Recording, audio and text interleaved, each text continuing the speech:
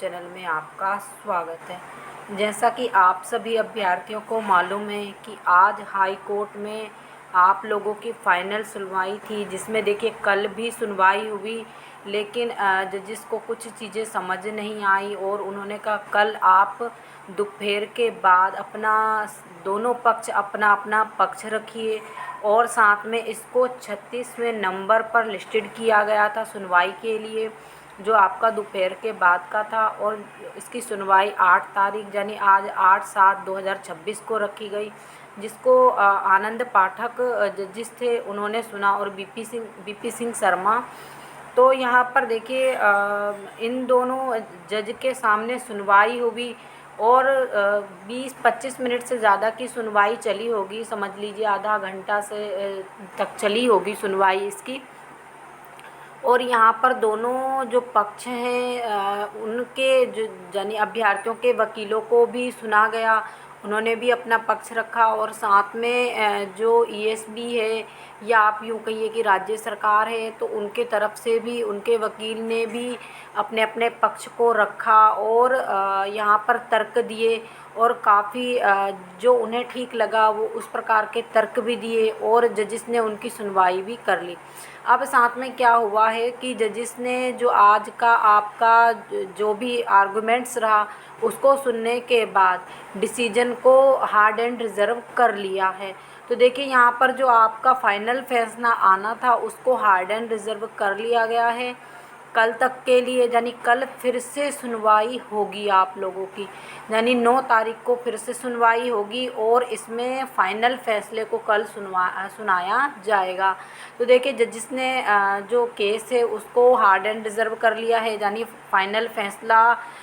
हो चुका है इसका, यानी जो जजिस के मन में होगा किसके पक्ष में फ़ैसला देना है या किसके पक्ष में नहीं देना है, वो सब उन्होंने लिखित तौर पर यानी अपने पास रख लिया है। यानी अभी भी किसी भी वकील को नहीं बताया गया, ना ही अभ्यर्थियों को। और दूसरी बात, कल इसको हार्ड एंड रिज़र्व फैसले को जो आपका सार्वजनिक पोर्टल है उस पर भी अपलोड कर दिया जाएगा और अभ्यर्थी स्वयं भी देख पाएंगे। तो देखिए यहाँ पर ये काफ़ी अच्छी चीज़ है कि पूरी सुनवाई ज़्यादा दिन नहीं चली और जल्द से जल्द फैसले को हार्ड एंड रिज़र्व किया गया, क्योंकि जज भी यहाँ पर समझते हैं कि अभ्यर्थियों को कितनी प्रॉब्लम हो रही है, और अगर मान लीजिए उनको छूट देना है तो जल्दी दें, और अगर नहीं देना है तो फिर जो अभ्यर्थी इस प्रक्रिया के कारण रुके हुए हैं उनकी जो नियुक्ति है उसमें बाधा ना आए। तो दोनों ही चीज़ों को यहाँ पर नज़र रखते हुए, यानी उसके मद्दे नज़र रखते हुए उन्होंने काफ़ी जल्दी फैसला दे दिया। तो यानी हार्ड एंड रिज़र्व आपका फ़ैसला हो गया, लेकिन अभी ये नहीं कहा जा सकता कि किसके ओर ज़्यादा झुकाव है या किसकी ओर फैसला आएगा। देखिए आपने 12.4 में भी देखा था हार्ड एंड रिज़र्व किया गया था 3 मंथ के लिए। दूसरी बात, जजिस के स्पष्ट रुख था कि अभ्यर्थियों की ओर उनका नहीं होगा, क्योंकि उनकी दिनेश सिंह चौहान के साथ काफ़ी बहस होती थी उस चीज़ पर, और तभी से लग गया था कि जज कभी भी जो है अभ्यर्थियों के पक्ष में फ़ैसला नहीं देंगे, क्योंकि उनका बिल्कुल थोड़ा क्लियर कट टू लगता था। और दूसरी बात, यहाँ पर जब महाराष्ट्र हाई कोर्ट का फ़ैसला आया, इसलिए बाद में एक बार फिर से 12.4 पर सुनवाई की गई, और फिर उसके बाद भी यानी कि देखिए यहाँ पर काफ़ी बड़ा फ़ैसला था, सुप्रीम कोर्ट का फ़ैसला आया, उसके बाद भी फिर क्या हुआ, फिर भी सुनवाई की गई, यानी 3 मंथ के अंदर फिर से सुनवाई की गई। और यहाँ पर जो वकील थे उनको अपना अपना पक्ष रखने के लिए अलग अलग स्टेट का वक्तव्य लगाने को भी कहा गया था, जो सब किया गया। लेकिन फिर भी जो जजिस एक बार अभ्यर्थियों की तरफ से नाराज़ होते हैं वो स्पष्ट दिखाई देता है, और फैसला